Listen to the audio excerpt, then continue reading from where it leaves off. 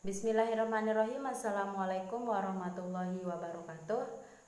Perkenalkan, nama Ibu Intan Ratu Dewi. Di sini Ibu adalah mahasiswi dari UIN Mataram yang sedang melaksanakan PPL di MTSN 4 Lombok Tengah. Mata pelajaran yang Ibu pegang di sini adalah IPA terpadu. Sekarang kita akan masuk materi ya, di mana materi kita adalah tentang klasifikasi materi dan perubahannya. Di mana klasifikasi materi dan perubahannya ini terbagi dari 4 bagian. Yang pertama yaitu wujud zat dan perubahannya, yang kedua unsur senyawa dan campuran, sedangkan yang ketiga sifat fisika dan kimia, dan yang keempat yaitu perubahan fisika dan kimia.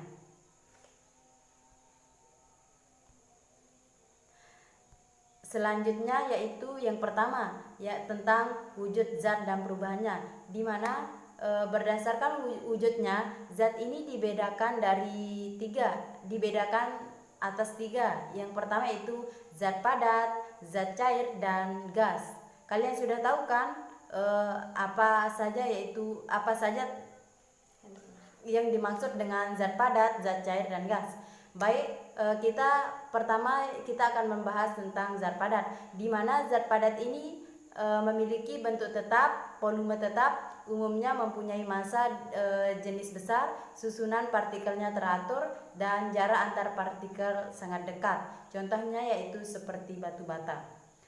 Yang kedua yaitu zat cair, di mana zat cair ini memiliki bentuk tidak tetap atau mengikuti wadahnya, volume tetap, mempunyai massa jenis sedang, susunan partikelnya kurang teratur dan kurang rapat, contohnya seperti air.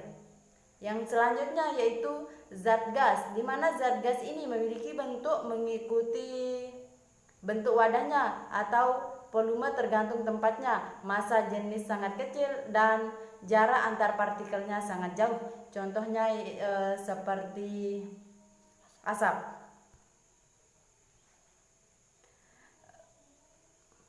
Adapun perbedaan dari zat padat, cair, dan gas, di mana zat padat ini mempunyai bentuk dan volume tertentu, jarak antar partikel zat padat sangat rapat. Selanjutnya itu partikel-partikel zat padat tidak dapat bergerak bebas. Yang selanjutnya yaitu cair, di mana cair ini mempunyai volume tertentu tetapi tidak mempunyai bentuk yang tetap, bergantung pada media yang digunakan. Terus jarak antar partikel zat cair lebih renggang. Partikel-partikel zat cair ini dapat bergerak bebas namun terbatas. Yang selanjutnya yaitu gas, di mana gas ini tidak mempunyai volume dan bentuk tertentu. Terus jarak antar partikel gas sangat renggang. Dan yang selanjutnya itu partikel-partikel gas dapat bergerak sangat bebas.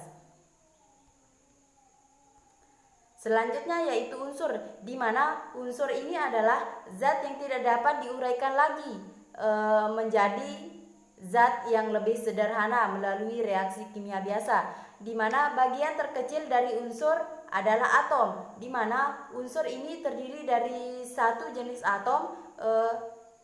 Nah, langsung saja ya, di mana di sini kita akan membahas tentang macam-macam unsur, di mana unsur ini ada 3 macam. Yang pertama itu unsur logam, yang kedua unsur non logam, dan yang ketiga unsur semi logam. Di mana unsur logam ini contohnya besi, tembaga, emas, aluminium, perak, dan sebagainya. Selanjutnya unsur non logam, di mana unsur non logam ini contohnya belerang, hidrogen, oksigen, dan lain-lain. Yang ketiga yaitu unsur semi logam, di mana unsur semi logam ini contohnya itu germanium dan silikon.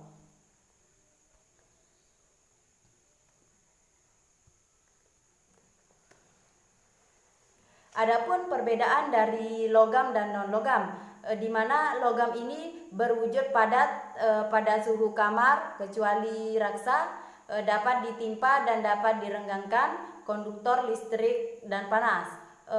Adapun non logam, yang pertama ada yang berwujud padat, cair, dan gas. bersifat rapuh dan tidak dapat ditempa. Dan yang selanjutnya yaitu non-konduktor kecuali grafit.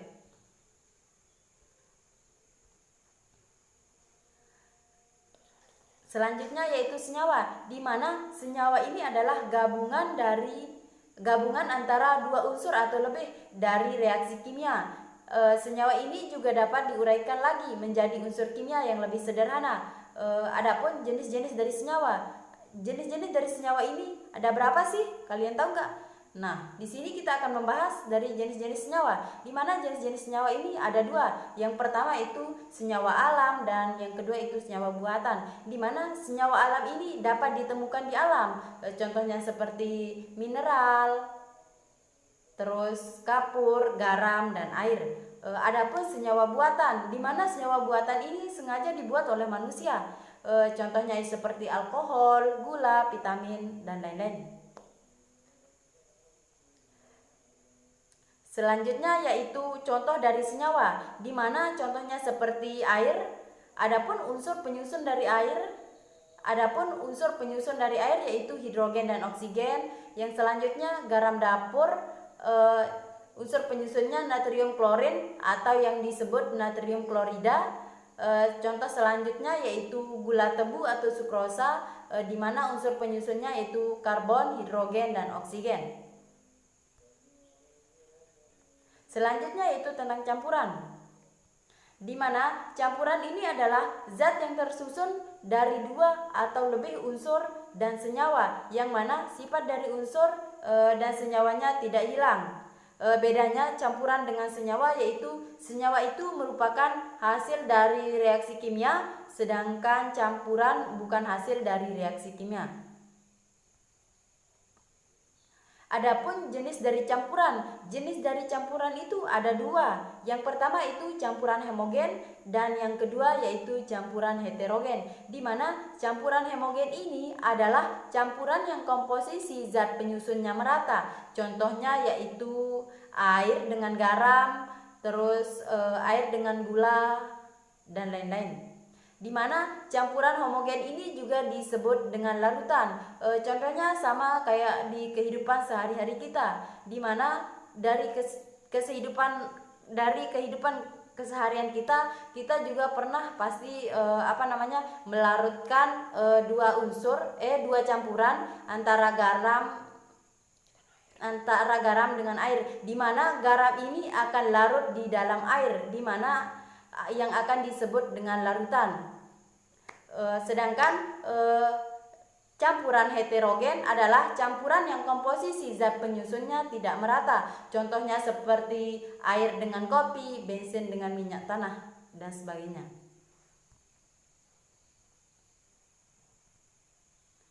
Selanjutnya, adapun sifat fisika. Sifat fisika ini adalah perubahan yang dialami suatu benda tanpa membentuk zat baru, di mana sifat ini dapat diamati tanpa mengubah zat-zat penyusun materi tersebut. Di mana sifat fisika antara lain yaitu wujud zat, warna bau, terus titik leleh, terus titik didih, massa jenis, kekerasan, kelarutan, kekeruhan, kemagnetan, dan kekentalan. Selanjutnya sifat fisika, di mana sifat fisika ini adalah perubahan yang dialami suatu benda yang membentuk zat baru. Ciri-ciri suatu zat yang berhubungan dengan terbentuknya jenis zat baru. Contohnya yaitu mudah terbakar, yang kedua yaitu mudah busuk, terus mudah meledak, beracun, dan berkarat atau korosif. Selanjutnya, perubahan fisika dan kimia. Nah, di sini yang terakhir yaitu perubahan fisika dan kimia, di mana perubahan fisika ini adalah perubahan zat yang tidak disertai dengan terbentuknya zat baru. Contohnya seperti proses pembakaran kayu, proses perkaratan besi. Adapun perubahan kimia, di mana perubahan kimia ini adalah perubahan zat yang dapat menghasilkan atau membentuk zat baru dengan sifat kimia yang berbeda dengan zat asalnya. Contohnya yaitu menguap, mengembun, mencair, membeku, menyublim, melarut, serta perubahan bentuk lainnya. Mungkin hanya ini dari Ibu materinya. Jika ada yang kurang, Ibu minta maaf. Sekian. Wassalamualaikum warahmatullahi wabarakatuh.